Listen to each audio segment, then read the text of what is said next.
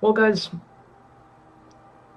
I didn't think I was going to make a video today. I'm going to be honest with you. Just was chilling out playing some ESO, and then I get a tweet about check out jewelry crafting and preview guide. And so you guys are getting two videos this week because I realized I got to do a video on this. So, welcome back to Snowstorm Studios, everyone. I hope you're all having a phenomenal day. And all we're going to talk about today is jewelry crafting and the preview guide. So this is going to be sort of a refresher on a lot of the things I think we already know about jewelry crafting, but there are some things that I've said that I made mistakes about that I needed to make this video about, and I will point them out as we go through the video. It shouldn't be too long. I hope you guys follow, like, subscribe, whatever you gotta do. Comment down below. Let me know what you think about jewelry crafting, and let's dig into it. So with the Elder Scrolls Online, you can now improve your rings and necklaces. Everything you need to know in the jewelry crafting skill line, including the 6 new traits. Jewelry crafting arrives March 21st and June 5th. Okay. With jewelry crafting, the goal is to give players more freedom on how to build their characters, explains Rich Lambert. We have a lot of unique builds in our game, and this gives people even more freedom. It's very true. The jewelry crafting guys are going to open up the game. It's going to make it a lot more diverse with builds and how people play, because it's not just going to be trial sets that are going to be best in slot anymore, especially now that Magicka builds and two-handed builds can get those extra 2 pieces from their staffs, axes, great swords. So there's a lot coming. Creating your own custom jewelry necklaces is a very similar process as the other skill lines, and will feel familiar if you enjoy crafting the Elder Scrolls Online. So it's going to be like woodworking, provisioning, blacksmithing, clothing. The jewelry crafters who put the time and effort into it are going to be rewarded, says Lambert. It'll take time to find and research individual traits, and we do not want to trivialize the endgame activities, giving players an easy access to all of them immediately. So what he's talking about there, guys, and I've talked about it a little bit, is with this jewelry crafting, I'm going to be able to go in and do normal Maw, get blue Moon Dancer rings, and if I've researched my jewelry crafting, I can actually upgrade to gold Moon Dancer, and now I'll have endgame material that's usually extremely hard to get. Now, do I think it's good letting this get into less than adequate players' hands? I do. I think it's going to make people better at the game, but at the same time, I agree with Rich. I don't want trials to be non-popular anymore, because there's no point. People run trials to farm sets. People run trials to get those endgame sets, and I hope that some way they can make it so it still stays like that. I think they're going to make it much harder to like level up jewelry crafting really quick. So this means traditional methods of acquiring gold rings and necklaces will remain very important and become even more useful moving forward. Well, because you'll be able to deconstruct hopefully these new gold pieces of jewelry and get a really good equipment. So that is something that will make it the endgame important. It's going to be difficult to go out on day 1 and make jewelry, and make gold jewelry, make legendary jewelry. Excuse me. So IM players who earn legendary jewelry for the game's toughest activities will still find them super useful. Good. I'm glad to hear that. If you want to truly master the art of jewelry crafting, you must develop a skill line and travel all over Tamriel and collect all the right materials. But if you do, you'll be richly rewarded with powerful and valuable new gear. So they're still going to, if you put in the work to the skill line, you're still going to be able to do what I'm talking about. But I'm happy they're making an effort to keep trials useful. I'm happy they're that self-aware. So that's just coming from an endgame PvE player. Jewelry crafting. All right, so it looks like access. Okay, so yeah, these are all the things we're going to go over. Access, jewelry crafting stations, base materials, traits, upgrade materials, jewelry crafting skill line, and then the facts and questions. So let's dig into it, guys. So access to jewelry. In order to use jewelry, to use the jewelry crafting, you must own Summerset. So we have to get the DLC. You are not able to use a jewelry crafting station if you do not own the new chapter. This includes jewelry crafting stations purchased from master merchants and player homes, including your own. So, even if you go into someone else's house or you buy one for your own house, you cannot use it until you buy Summerset. I think that's fair. They wanted people to buy Summerset. They need to make some money. This is the way they're going to do it. But this is why I think it's okay, because let's read the next paragraph. If you don't own Summerset, you can still harvest the jewelry crafting resources, which means you can sell them, make money, the nodes sell them, make money, and acquire items with the new traits, but you cannot make the resources you harvest to create improved necklaces. You can, however, still purchase items and materials on guild stores and give them to your friends or guildmates to craft them. So, if you have rings and you want to improve them, you can do that no matter what. That is a base game thing, but you cannot make new ones. You can give them to people, though, and maybe they can make you new ones and trade them. Maybe you can buy them. I don't know. Jewelry crafting stations. With Summerset, you can find jewelry crafting stations located near the other crafting stations found in Tamriel. So this is where I made a mistake, guys. Last video I said jewelry station is only going to be in Summerset in the main city. That is wrong. They're going to be all over. So my bad. Tamriel, such as those situated in cities and crafted set locations. Okay, so if like you go to a Giuliano's crafting station or a mechanical acuity station, you'll be able to not make the jewelry too, if you have Summerset. This means you can create necklaces and rings for all game crafted sets such as Giuliano's Hunting's Rage. Yes, so now we can make the jewelry at those stations. Okay.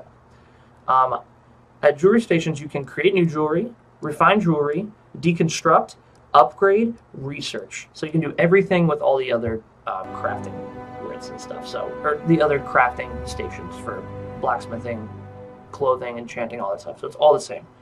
Jewelry crafting base materials. So this is going to be the materials we can collect. To create your own jewelry, you must harvest unique jewelry crafting nodes called seams and collect unrefined materials called dust. You can refine this material into ounces to use in crafting. Seams appear in the same kind of places blacksmithing nodes do, so we'll be picking them up cliff sides and other storage areas. And they can be found all over Tamriel. Dust gathered from seams can be harvested by anyone, whether you own ESO Summerset or not, but can only be refined into ounces at the jewelry station. They can only be refined into ounces at the jewelry station. Oh, so they can only, Summerset or not, but they can only be refined, so you can't use them to make anything. Okay, so everyone can use the jewelry station, it's just only the people who buy Summerset can make jewelry. 1 to 25 is pewter, 26 to 50 is copper, 10 to 60 champion point is silver, 70 to 140 is electrum, and then 150 to 160 is platinum. So that's what you're going to be picking up for those trades to make that level armor. Jewelry crafting traits. So we've gone over these traits before, guys, but let's go over them quickly. We're going to have arcane, healthy, and robust. These are the original ones: max stamina, max health, max magicka, max health, max stamina. Trait material is cobalt, acquired by refining jewelry base materials. Autonomy, acquired by refining jewelry crafting base materials.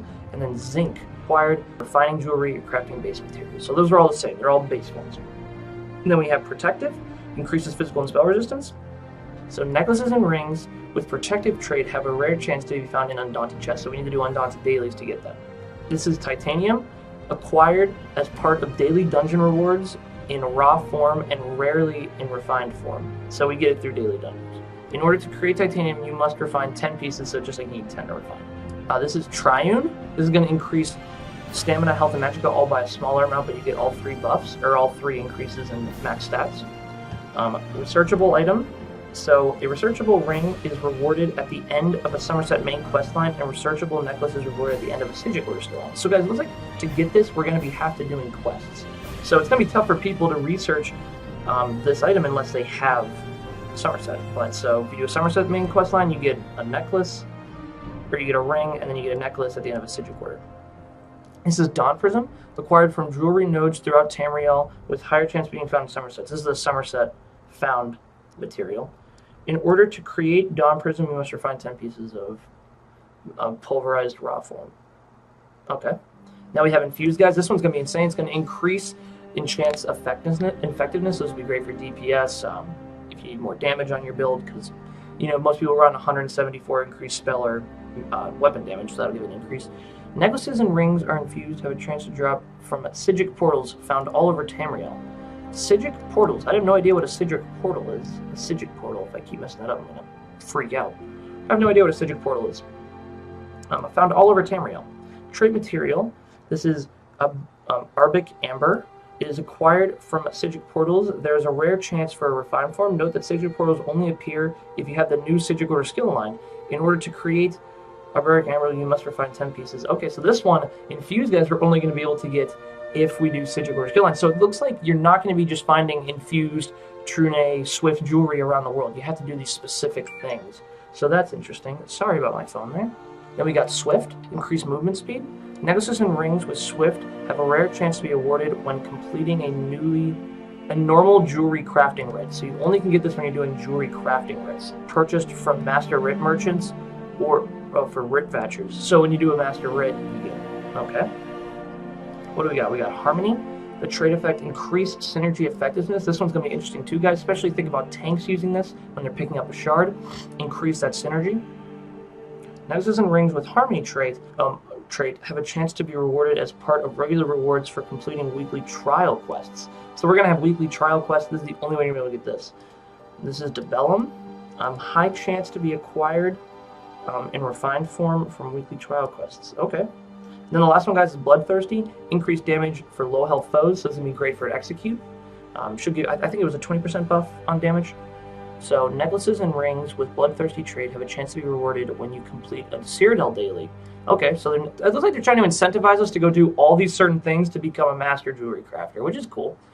Slaughterstone acquired in refined form from War Researcher vendor in Cyrodiil. Okay, so this is the War Researcher vendor, so that might be where you go hand in your daily quest and then you can get some.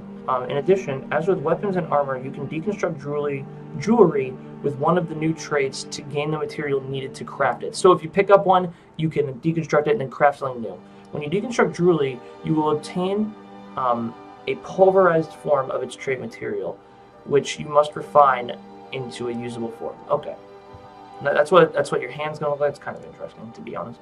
Finally, if you wish, you can acquire traits from other players too. Acquiring rings and necklaces from those new traits and materials takes all your Tamriel and has you participate in worldwide events. Finally, if you wish, you can acquire. Okay. So you also can, I think, get them from guild traders and stuff. Jewelry crafting upgraded materials. So we'll have fine, superior, epic, legendary. And that's going to have, in order to upgrade necklaces crafted or looted, you need to use the jewelry station. You get the required materials. Gosh. So we're going to have Terne, Iridium, Zircon, and Coronium. And so those are going to help you upgrade. It's going to be like drop wax, temper alloys, stuff like that. You can acquire upgraded materials by refining dust, the jewelry crafting base materials, into ounces. When you refine dust, you have a chance to acquire gains of the different upgraded materials. So just like when you refine like Ancestor Silk, you might get a draw wax. It's that same sort of thought process, which is pretty cool. So this is now the skill line, guys. So we have Engraver, and this allows you to craft jewelry at specific level range, so you level it up. Keen Eye Jewelry highlights seams in the world so you can see them from further away. Jewelry Extraction improves your chance of receiving materials. Yep, so you can get better stuff the more you level that up. Lapidary Research reduces the time it takes to research jewelry, and then Plating Expertise reduces the number of bars you need to upgrade your jewelry. So it's like how you only need 8 Drew Wax when you've leveled that up all the way instead of 20. So it's exactly the same. Alright guys, now so we have the FAQ. Can I deconstruct jewelry I've saved up before the release? No. So do not buy up jewelry. That was something people were talking about. Do not do it. Can I transmute my own jewelry? Yes, you can transfer your own jewelry at a transmute station. Note that this item is permanently bound to you when it's transmuted, and that you can only transmute your items to a trait you already researched. So you got to do all the jewelry researching to do that. Do existing sets drop rings and necklaces and new traits? No. So you will not get new sets with these new traits. Existing sets do not drop rings and necklaces with new traits. If you want the rings and necklaces from the existing sets that have new traits, you need to transmute them in a transmute station. Really interesting. Items with new jewelry traits only can be sourced from specific in-game activities, which we talked about up there earlier. Doing Psijic Orderline's quest, doing Summerset quest, doing PvP, doing dailies. You have to do those specific things to get that trait.